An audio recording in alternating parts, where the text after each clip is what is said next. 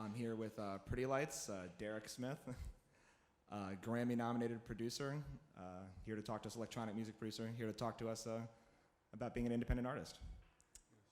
Yes, sir. Yes, sir. So Derek, I know things have obviously changed in recent years as you've become a popular musician, but I want to talk about your early days and getting started and what inspired you to go independent from the beginning. I think I always knew I wanted to be independent, you know. I wanted to be able to trust what I felt was right and make decisions, you know, along the way. And I tried to take a path of, you know, a different path and hire a management company that ended up telling me, pushing a little too hard on me, you know, and I eventually let that go, and everything just seems to fall in place when I trust myself, you know, and trust the music. Sure. So your first album, really all of your albums, have been released independently for free directly to your fans. How has that, well, what inspired you to do that in the beginning, and did you see success from that right away?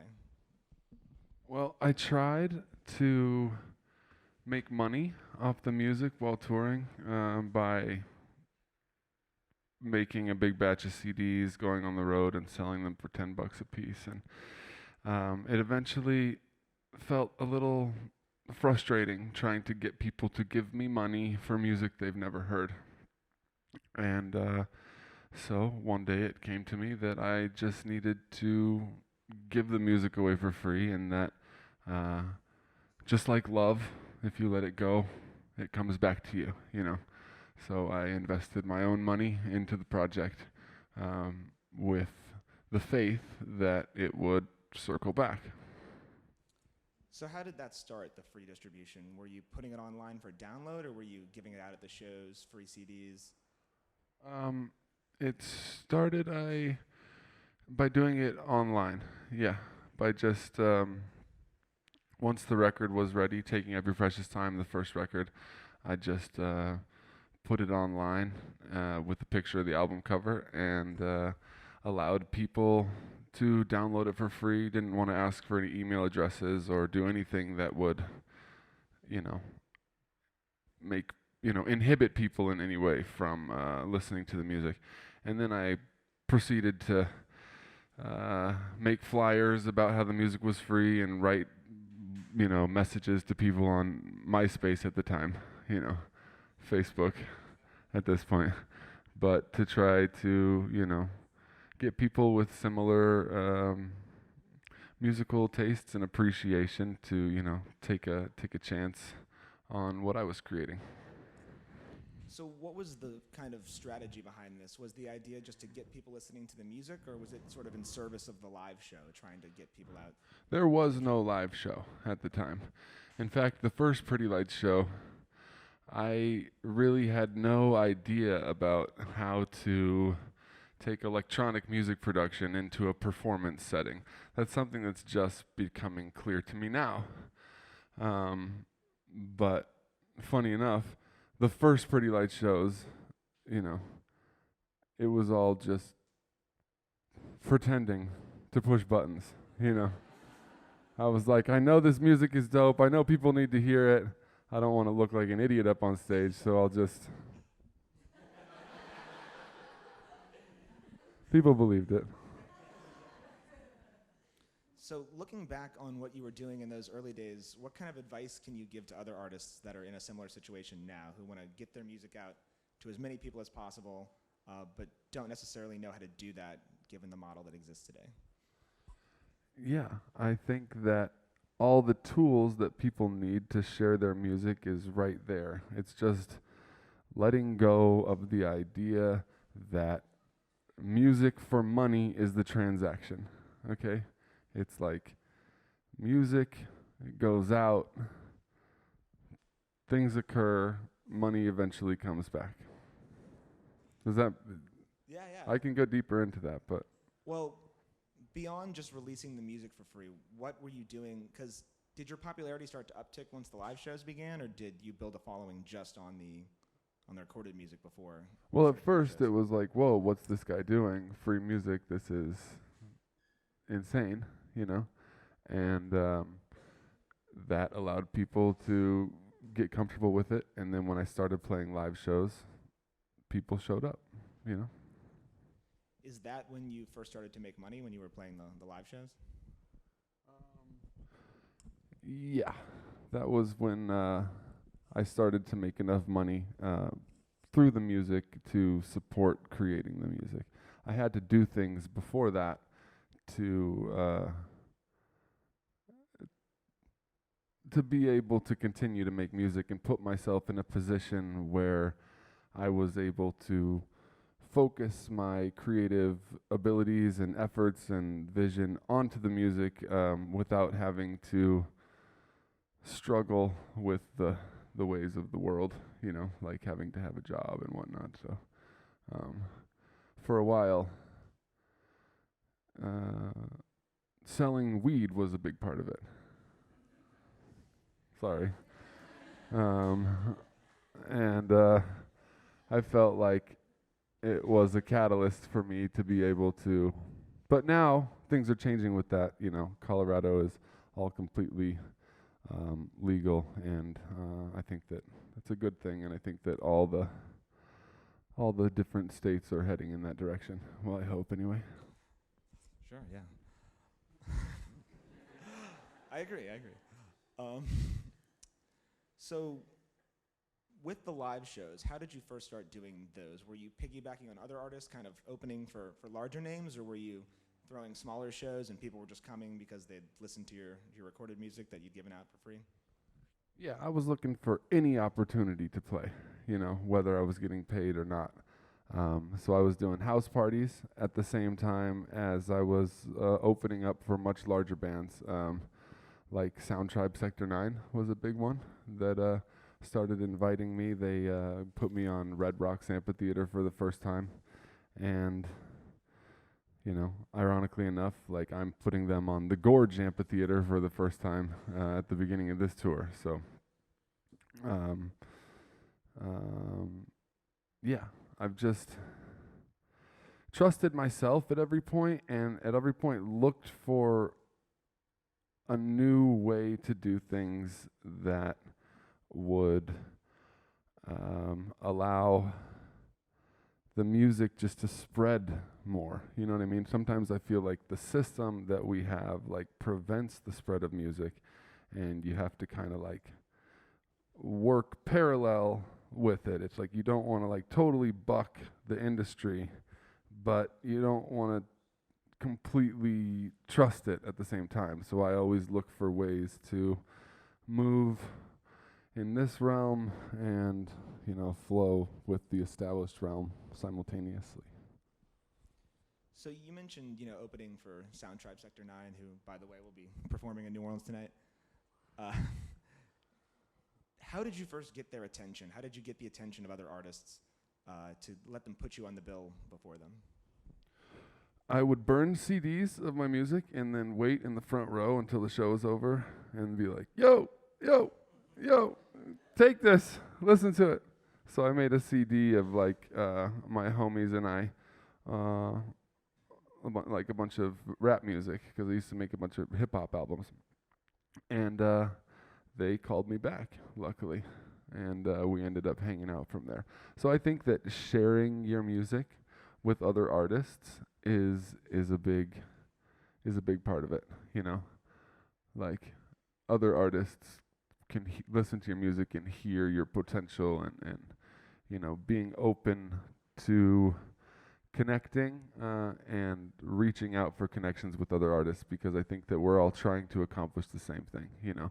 A lot of times this feeling of competition can, I think it works both ways. It serves to motivate us and try to make things really dope, but it also sometimes prevents connectivity, you know. So I think just being, there's a new sort of understanding coming to the surface where we can really like reach out to each other, and I think that feedback feedback is so important. It's like, for a long time I was kind of terrified of feedback because I wanted to finish my work and then be like, yo, look what I did, like, right? But what I'm learning now is that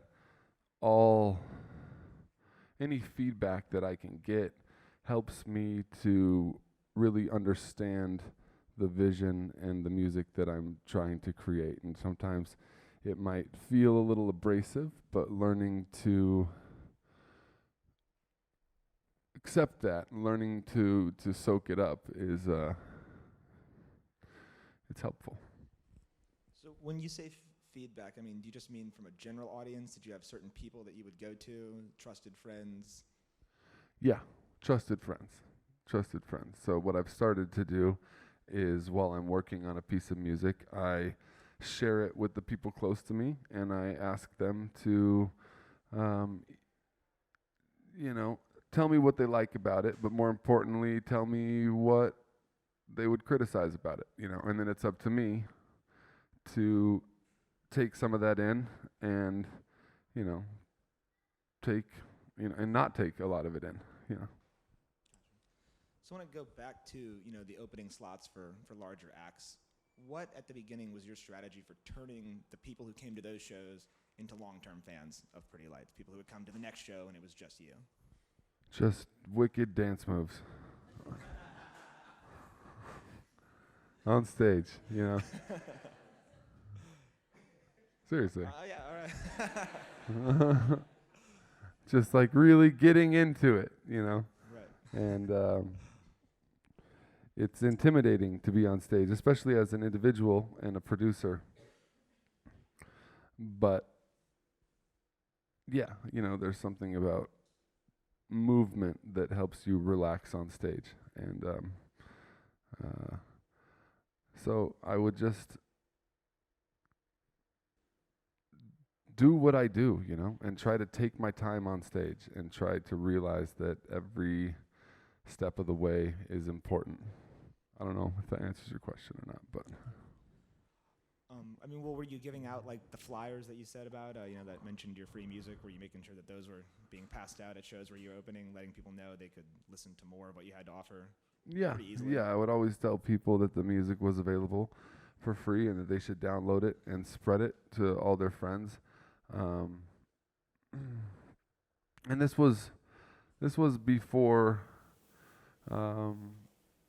even iTunes was really a thing, and it felt like a really different thing. And it's like, in hindsight, it ended up working out really well, and so I try to apply that mentality to the decisions I make now moving forward. So like, now that music, it can be free on every level, I'm looking for new ways to apply that mentality, such as free concerts, and I think that at first, free music allowed me to get in touch with more people, and they could hear the music and figure out what they thought for themselves. And now I'm in a position where I'm lucky enough to be able to do some free concerts to get in touch with even more people. So at what point in your career in the early days did you kind of hit that tipping point where you were moving beyond Colorado and kind of blowing up into something that was bigger than being an opening act, playing house parties?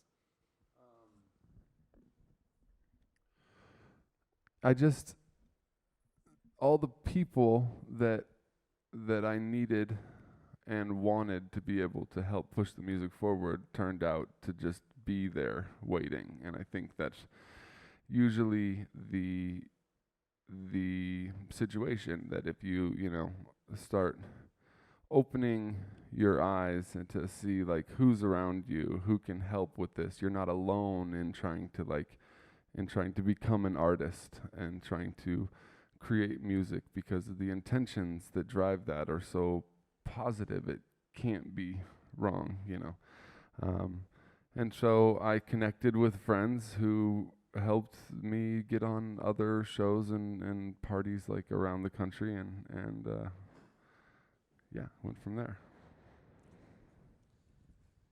So once you finally did start to blow up, you were still releasing your music independently, releasing it for free. Did record labels start reaching out to you, trying to pull you on board into their system?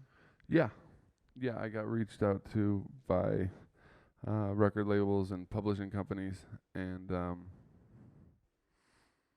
I always had very high aspirations and would try to look to the future and also look backwards from the future. It's something I say a lot, like imagine where you want to be ultimately and look back and have that inform the decisions that you make in the present.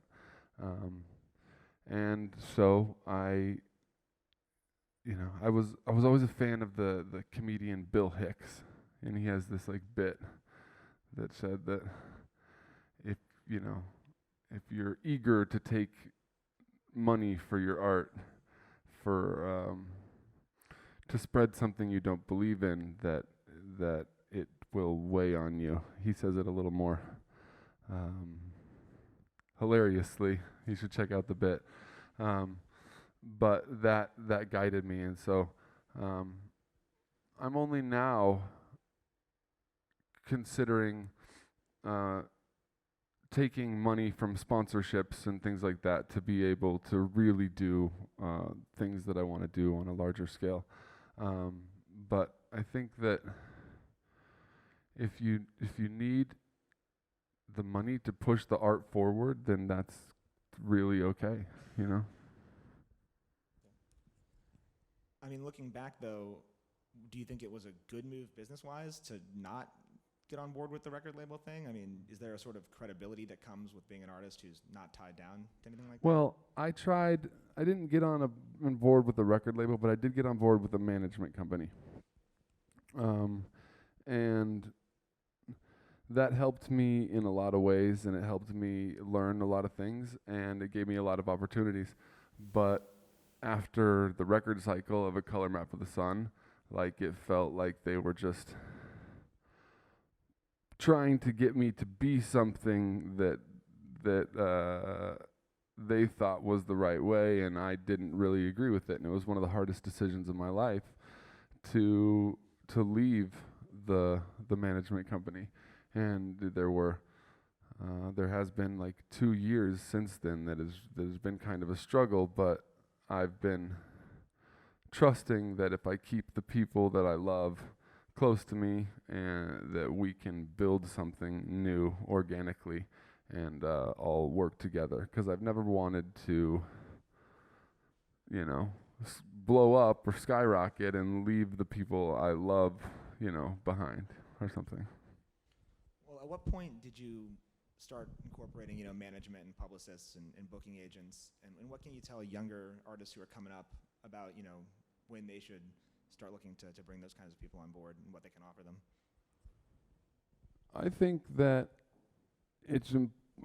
people should try to do that with, it depends on what level you're at, but I feel like trying to do that with your, looking to see if any of your friends can do those kinds of things, where you can work together. And I used to solicit myself to record labels. I would make little record packages and send them out to all the record labels that I admired the most, and I never got anyone's attention. They never got back to me until way after the fact, where they were like, "What? You sent us that shit? We would have signed you in a second." And I was like, "Yeah, should have paid attention." But yeah, I just, if an opportunity arises at this point, like I keep myself open to it. But really, part of my focus and part of my dreams and aspirations are not just to make music and be an artist and be successful from it, but it's to do that with the people I love, like I keep saying, So if it takes longer to do that, that's okay. So, if that means looking for your brother to manage you, or your friend or something like that, and realizing that you both have a lot to learn and that you can learn things together, I think is a good way in this day and age. So beyond, playing shows, giving your music out for free, what other sort of promotional things did you do in the early days to kind of capture an audience? You mentioned passing out flyers. Were there any other things utilizing MySpace? Yeah, I would write like heart like sincere messages to people that had like similar taste to me. It took a lot of time, but like one of the first things I did is I would like search online for people who paid attention and liked the same music that I liked, and I would write like sincere letters to them and be like, yo, I think you would really like this, you should take the time to check it out. And that always paid off, being sincere and taking time. Other than that, I feel like right now it's important to utilize more mediums than just the music. It's like if you can work with your people to create videos of the music. I think like little short music videos on Instagram is a really useful and it's a new medium that's developing, like the 1 minute music video, on Instagram, to get people to. I think that's how you can get people to see your music and really feel it, on multiple mediums at the same time. And then that will often be enough for people to click, take the time to make another click and like see what else you got to give. Did you ever make any traditional music videos? Just kind of, full song for display on YouTube or? Yeah, I did. I worked with a number of directors. That was mostly in the phase where I had a management company where they could like all sort of coordinate and organize that for me. Right now, I'm working with my team trying to learn how to bring a full project to fruition from start to finish, and make our own music videos. And we're even aiming to make a whole, a larger film as well. Yeah. Yeah, I want to talk a little bit about social media. You mentioned, using MySpace back in the day when that was the sort of go-to platform for getting your music out there. But obviously, MySpace is not the way for bands to get their music to an audience today. What do you think are the best social media strategies for getting your music, particularly for someone who doesn't necessarily have the fan base that you have already built in right now? Well, to be honest, my social media strategy for a long time has been to stay tuned out from it, actually, because I felt that I've always been so sensitive, and so when I would like reading all the comments would become addicting, It's like, oh, look, these people are so positive and they're showing me so much love, and then it was like, I just wanted more of that. And then all of a sudden there would be like a negative comment, and it would just like break my heart, And I found that I was very susceptible to other people's opinions, and so actually I've been off of Facebook for a decade, and I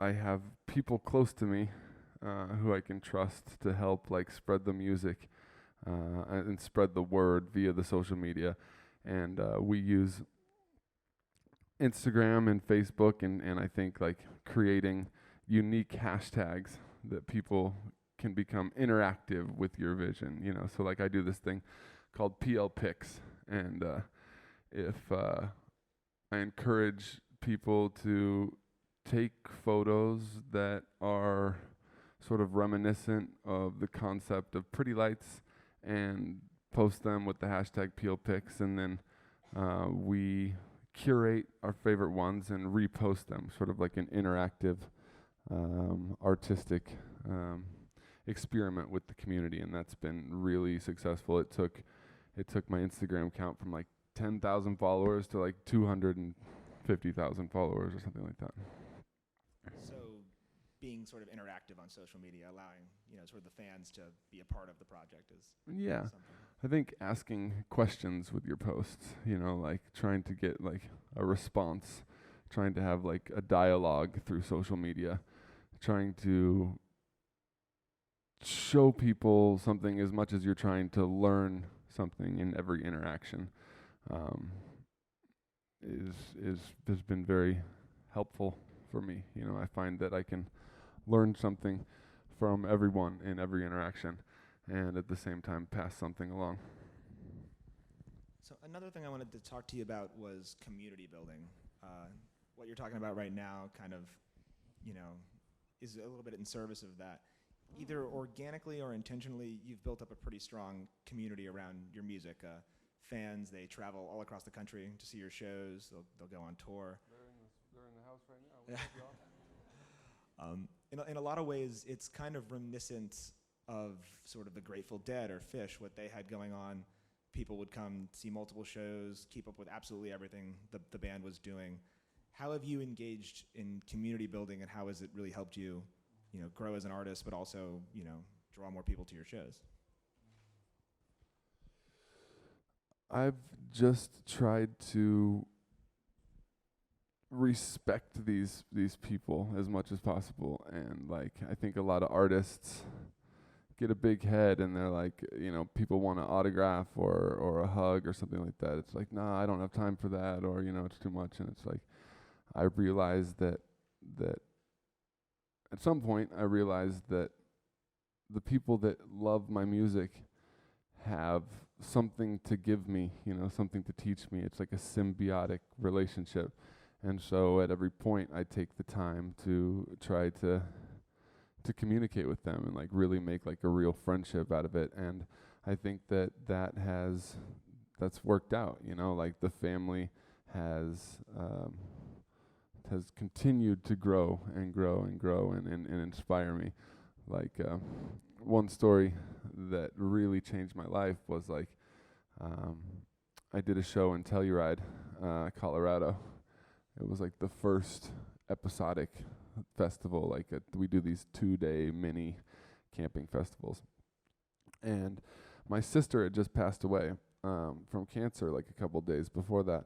And I was feeling like really sad and down, almost like I didn't want to play the show. And like my fans could like feel that.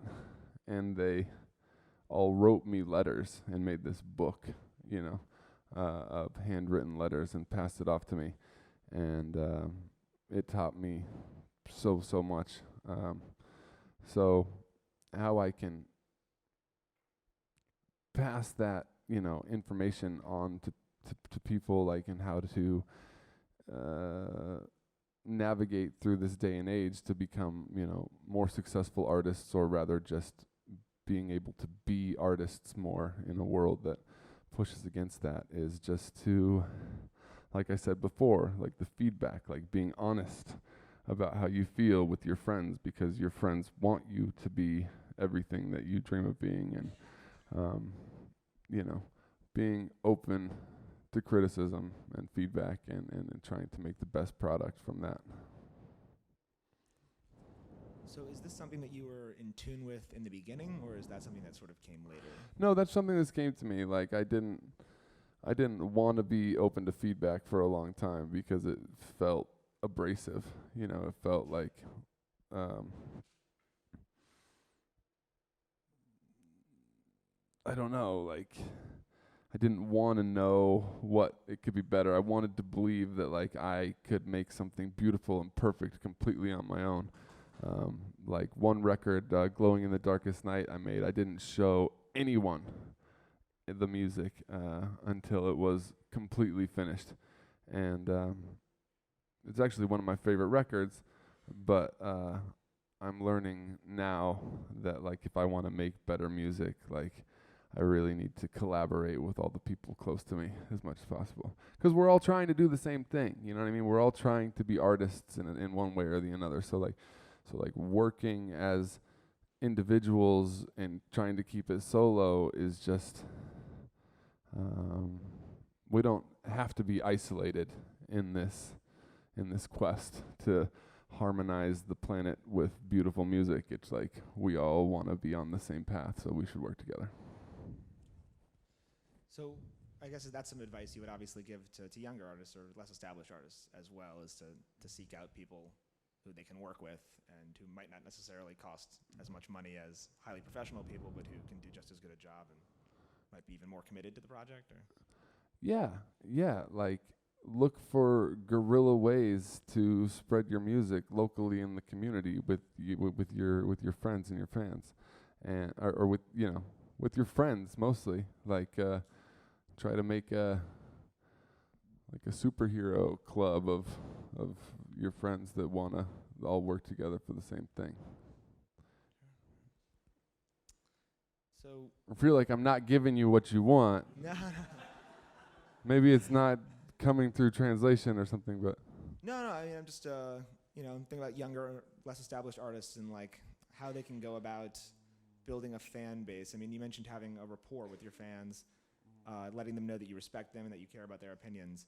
Is that something that less established artists should be doing too? Maybe not necessarily having as large a fan base as you, keeping really in touch with the people who do follow them.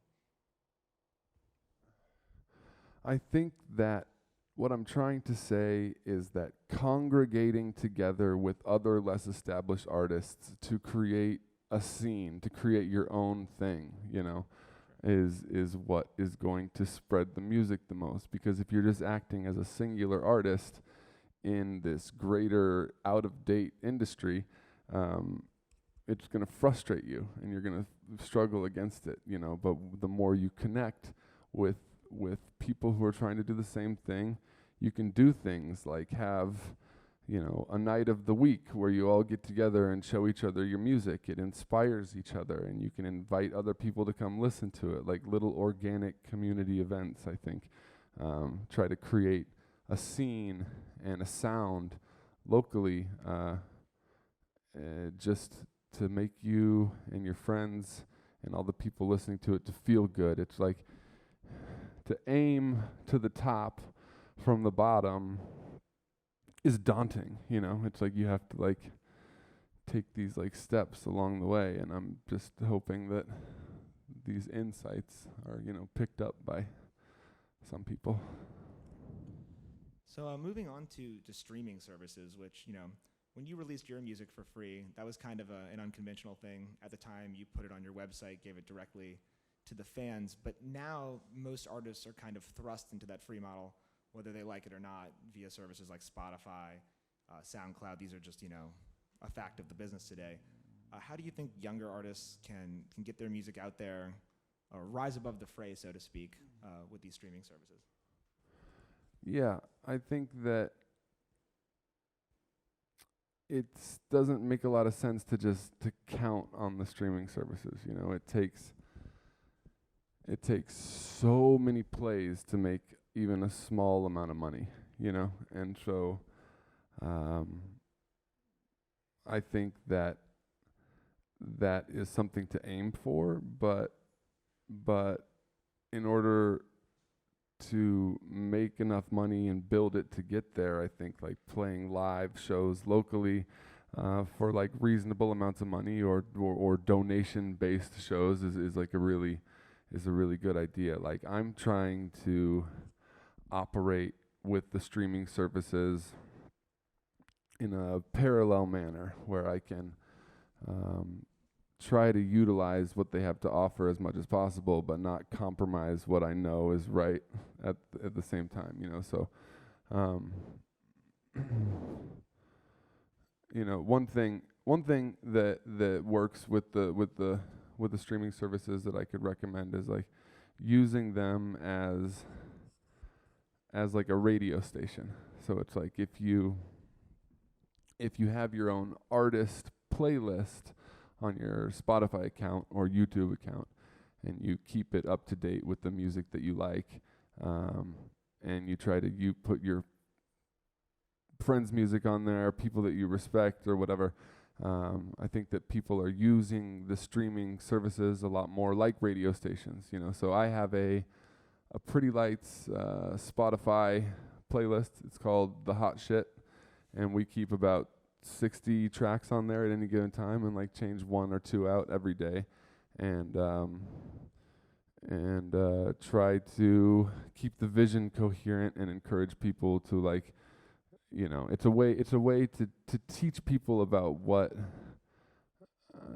to give people something that they really enjoy, and also to like acclimate each other to like the visions that we are trying to manifest. And if an artist wanted to get their track on the Hot Shit playlist, what would they have to do? What would they go to you, or? Yeah. Yeah.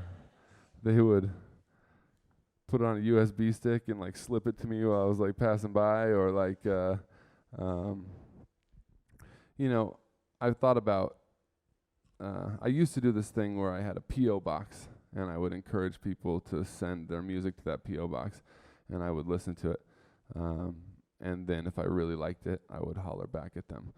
But I think that that's a good idea, some like new mechanism to allow people to share their music and get it to me, because I'm really inspired by,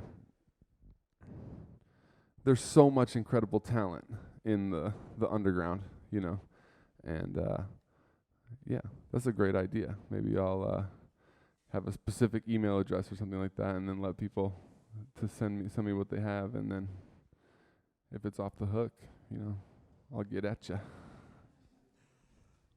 Where do you see the future of these sort of streaming services? Are they here to stay, or is there something else that's going to upend this model that you foresee coming? I think they're definitely here to stay for a while, and I think that anything that aims towards a higher level of connectivity between people and music is something that is maybe futile to fight against. You know, maybe you don't want it to go too fast, so you can slow it down. But I think that I've always understood that if the people want it, it's gonna happen. You know, if the things always balance themselves out in the end. You know, so I try to figure out how to work with it and make something, even if I don't completely agree with it at the time. Like, I don't want it to manifest as like as a struggle against me. You know, it's like going with the flow and also directing the flow at every moment as much as you can, you know. The path of least resistance, and then also creating as much resistance in that path as possible. Very esoteric advice, but I think you can translate that. So where do you think albums as a thing stand today? With streaming services and whatnot, you know, it seems like the album release date is less important as a thing than it really ever has been. Do you think that artists should still strive to create like this cohesive whole album, or maybe move on to alternative forms? Yeah, that's something that I've thought about a lot, you know, and with every album that I put out, it kind of expands. You know, I like the idea of a collection of music that represents a time in your life. And I think that the album works because it's proven itself to work. And even more than that, like the song works. And so, yeah, I am a fan of the album. And I never like to just put out one song, because it's like I want to give people like a taste or a perspective of my greater vision, you know, because I think any artist, they have a lot of ideas about what, you know, about the music they want to make. Like right now, especially, I feel like not many people are trying to make one sound, you know. So yeah, I'm a fan of the album. So you also have your own label, Pretty Lights Music. How long has that been in operation, and what have you learned about the industry, especially for less established artists, from running your own label? The label worked really well for a little bit, and I ended up putting it on hold because it was like, I realized that I was trying to craft something based on like a pre-existing paradigm. But I'm about to relaunch Pretty Lights Music as a record label with a lot of new ideas. And what I want to do and I see as the future is like sort of fusing all these ideas that are out there, like a streaming service as a radio station and a record label as a radio station and a record label as a streaming service, and try to like make them all into one brand and that can exist across all these mediums. So I think that artists should try to get their music on all of the online portals and make it as accessible as possible and also as coherent as possible. You know, I'm a big fan of YouTube playlists, Spotify playlists, Pandora playlists, but also you know, your own website where people can get it directly from you for free, or donation. I think donation is really the way to go, you know, so people can get it for free, but they can also kick you $1 if they want to, which is easy. You can do that on PayPal. You get a PayPal account and make little donation buttons that you can just post on your site, and that way people can easily donate a little money if they want to. Or there's other services that are set up to do that, right? Like Bandcamp, I think. I've never used Bandcamp, but it's probably easier that way at this point. So when you talk about fusing these ideas, you know, playlists and streaming services, the record labels, do you mean maybe having like a website that is just the music from your label, all kind of in one place, easily accessible to be streamed, or? I've always wanted to do that. Was to have like my own website, and it's becoming easier and easier if you use services like WordPress or Foursquare to kind of or Shopify to be able to make your own simple portal that has everything that people want, like directly from there. I'm not sure if that's the right call. Like I said, I don't use Facebook a lot, but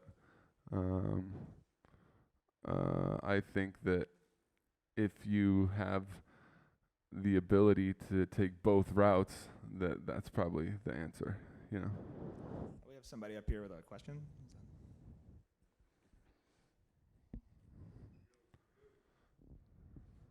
Hello. Hey, what's up? Here we go. Yeah, my name's Blake Owens. Hip hop artist down here. Usually perform with a live band. Got a few different things going on. But my main question I wanted to ask you, I read that you were a skateboarder before, you know, doing the music thing, and not a very good one, but huh? Not a very good one. Oh, okay. I think I landed a kickflip once or twice. Hey, it's better than most of us. But it was interesting to me. I actually spoke here yesterday about my businesses that I align together. I have a bike business with the lights. I'm sure people see them all the time. Yeah. And one thing I've been doing is trying to come up with new and different ways to intertwine music with the bikes, you know, like through videos or through different things. And it's been working well. And I was just really wondering if you did any of that transitioning from skateboarding to music. I didn't know your skateboard career. You know, not back then, but with the skateboarding, but now I'm definitely trying to do that. You know, I love this idea of taking the music and turning it into like a community event, like you said, like bike rides, I imagine, and creating an non-traditional way for people to get together and just have a good time and listen to the music. So one thing that I'm trying to do is get really into this like second line culture and start to do like electronic music parades. Kind of, maybe we should connect, you know what I'm saying, and do like we've been building this truck with a bunch of like a huge sound system on it that we can like just roll slowly through the streets And like, I think they ready for it. I think they're ready for something like that. yeah. Well, we're trying to do the first one next weekend, so we should connect. We're gonna run it after. All right, cool. Well, can we maybe talk about that a little bit? What this electronic second line idea that you just mentioned? Yeah. It's gonna be awesome, and it's like everything I've been sort of explaining about working with your friends and the people around you and seeing the connections that could possibly be made. It's like this is the first experience where I've really fully jumped into that and seen how if I push for what I believe in and at the same time am open to doing it differently based on like what opportunities are there, that like it's amazing what kind of things can come together. And so I've been working with my girlfriend Megan, who over here,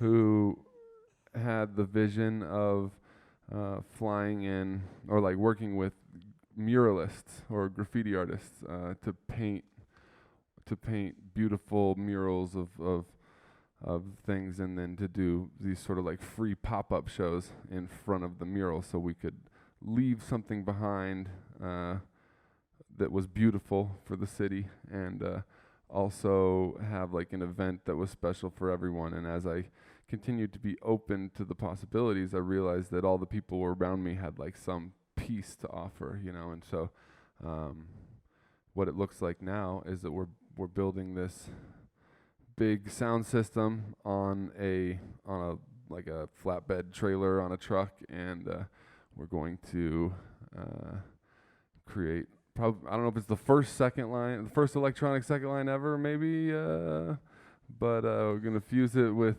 with beats and bass and synthesis, and have I hollered at the Soul Rebels recently about like getting on board, and like the 79ers, like Indian crews, to like help lead the way.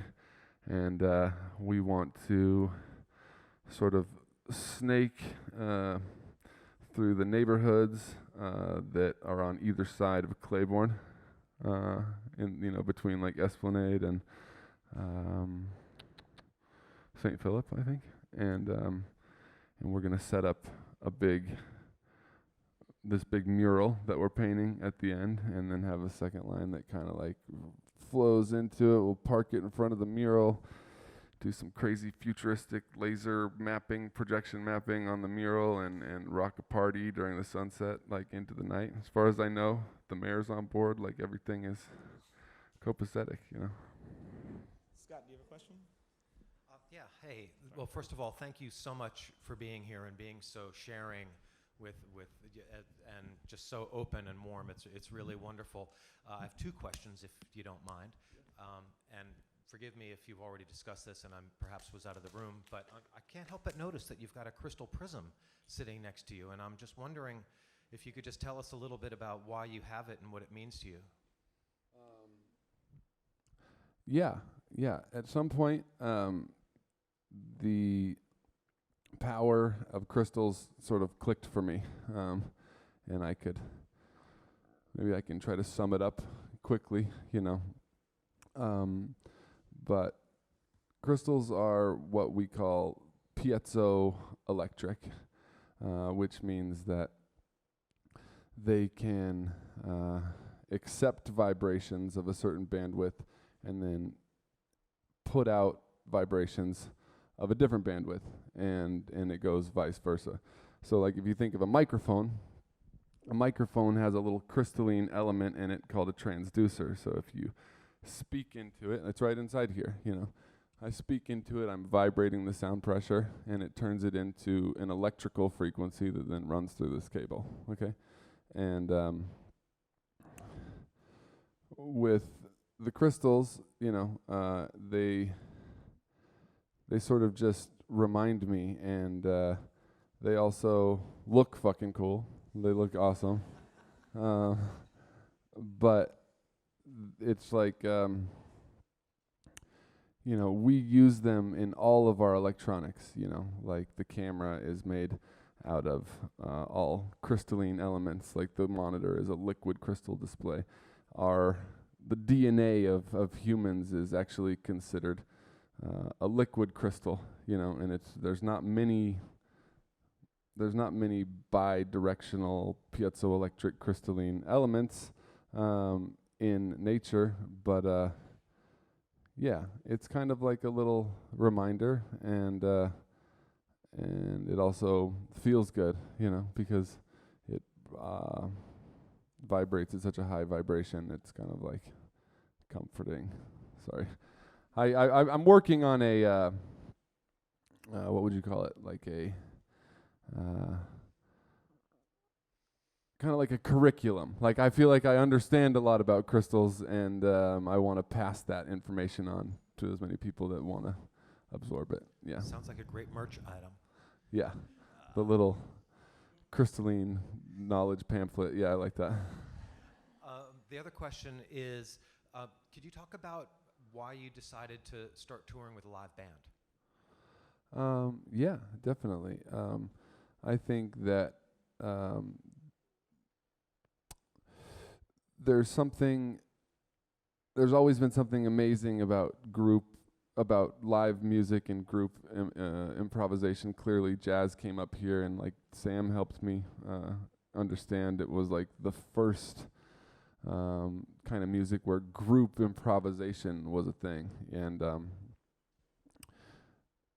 the DJ production sort of culture has been very different from that, but there's still something very positive about it, which is that it makes possible for an artist with a very coherent vision to bring that to the live table or to the live setting, and really in the same way that jazz and group improvisation explores things on like a moment-to-moment level and flows with the energy, like a producer or a DJ can kind of step back and look at the entire set and make sure that the energy that flows throughout the length of the set can really like guide people on like and guide the energy on like another level. And so in thinking about that, I felt like it would be possible to incorporate both of those together, you know, to be able to be a band leader, and that could look at it as a whole, but then make every moment along the way, you know, as exciting and open to metamorphosis or evolution as possible, you know. So it was an experiment for me. Like I wanted to do that. I wanted to make it more exciting for me. I wanted to make it more exciting for the listeners, and also take advantage of the strong suits of both elements, and it's worked really well. Do you think anybody else in the EDM world might follow your lead? Do you see more of a merger of live instrumentation and electronic dance music? Yeah, I see it happening everywhere. You know, people are producers, DJs are bringing live instrumentalists up on stage and making it a big part of the performance, and I think it's really cool. I think there's been a number of shows already during Jazz Fest, right, where every show you go to has probably got producers bringing horn players, DJs, drummers up on stage. I think that we're at a point where we can take it even a step further, and that there will probably be like technological and software developments that make it even more possible to fuse the two. You know, I've been developing first it was a sign language to be able to sort of like communicate with live musicians and stay on the same page and figure out what direction we want to go. But now it's turning into a little analog light grid sort of sequencing system where I can like press buttons and make light colors that illuminate where I'm trying to go with the music, and it's gonna be really dope. Anyway, does that answer your question? Yes. All right, cool. Yeah, I mean, are there any tips that you could offer other producers who are trying to incorporate live instrumentation into their sound?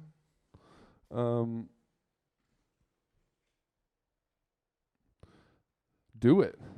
Yeah, I mean, I think that balancing, I think that like there's something extremely powerful and important about spending time by yourself with your music and making it exactly how you want it to be, and then also taking another amount of time and connecting with your friends. Send your music, even when it's not done. Send it to your friends, and let them tell you what they think about it. Because the more you do that, the more, even if you don't like their advice, the more it will illuminate to you what you're trying to do, and the music will become better and better and better. And I think that music, because of where we are right now, it's like people have wanted to just rush it and make more and more and like put it all out there and hope that people comes back and there's success. But it's almost like there's so much music out there that it's hard to keep it and hold it sacred, So I think it's up to us as individuals to hold our art sacred and really like turn it into something that like we're like extremely proud of. But like with everything, it's a balance, you can't hold on to it forever. But yeah, I think that sharing it with your friends, asking them to play music on top of it, record it, give it back to you, incorporate it, and then bring that to the live show, that's the way to go. Well, we only have a couple minutes left, but we have one more question. Great, let's take as many questions as possible. Hey, how you doing? Hey there. Just to kind of trail off what you were just saying about kind of collaboration, how did you, because you talked in the beginning about how you wanted to keep it for yourself and kind of keeping it sacred almost, how did you break that barrier to sharing it? And was it something that happened? Did you just discover that sharing it was gonna be better for you? Because we all know collaboration definitely creates some beautiful things, but how did you personally break through that barrier of being comfortable sharing that and kind of opening yourself up, like opening your heart up to these people and individuals? I think that happened at a few different points along my journey, like at one point, like early on, I was sure that making a physical product and try to sell that and trade my music for money was the way to go. That didn't work.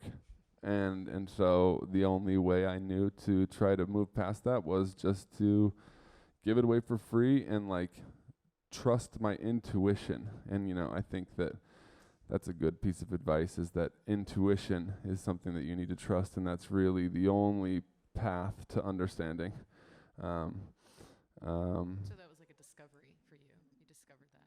Kind of. Yeah. I mean, it felt sort of like a gamble and a hope at the time. But nobody told you. It wasn't like you discussed it with somebody and you kind of like. Well, I was inspired actually. Like there was another producer who was selling his music online, but he had all the drum sounds that he used to make his record for free download on his website. And I was like, you know what? That's brilliant. So like I don't think at any point were like the major ideas and the things that have, really helped push Pretty Lights, continually like up and up, ever just came totally from me. It's about like looking at what's around you and trusting your intuition as to know what you think is going to work, and experimenting with different things. So yeah, it's not like I just had a dream and was like, oh, I'm fucking brilliant. It was like, let's try this, and if it doesn't work, let's try this, and if it, and just keep trying.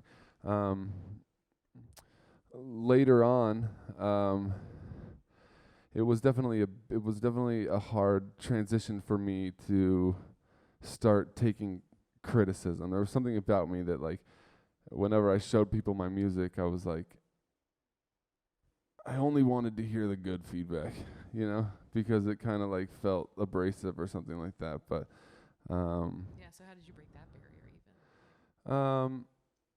Just by Feeling starting with the people that I really love and trust, you know, and sharing it with them and being like, yo, disclaimers help, you know. Be easy on me, but be hard on me. Maybe like write it down and send it to me or something like that. You know, it's like it takes discourse and it takes dialogue and it takes like really making an effort to communicate with the people that you trust. Right, I think and that. doing that more kind of helped. Mm-hmm. Cool. Awesome. Thank you. So what would you recommend for like small grassroots festival owners to get a big artist such as yourself as on lineup? Because it's hard to get past management sometimes to like show your vision to people like you. Yeah, I feel you. I feel you on that. Well, I don't have management. I do it with all my crew, you know, which is an experiment that we've been doing for a couple years. I mean, but you can start with me, you know. Like, I think that making in the, you know, in the design world, they call it like a mood board, you know what I'm saying? But like making something that really shows your, you know, a summary of your vision that can help people like really see what's, you know, oftentimes like trying to explain it linguistically is hard to get people to pay attention, you know, but if you can and do it with words and with pictures, you know, that I think it can you can convince people, you know, but and also why don't you hook me up, you know, maybe show me what you're working on, and I would love to help with something like that. But I think that making a packet, you know, and trying to remember that you don't necessarily need a huge artist at first, you know what I'm saying? Like sometimes you have to fucking take the slow route and like prove that what you're doing is gonna work on like every step, you know. It's like the days of counting on the big break or something, you know, I feel like is over. It's like you have to make the break yourself, and then like things will all fall together. Thank you. All right. All right, well, that's all the time we've got here. Thanks so much, Derek, for coming out. And Yeah, talking to I did my everyone best. today. I hope that was good enough Yeah, for hey, y'all. absolutely. Yeah. Yeah.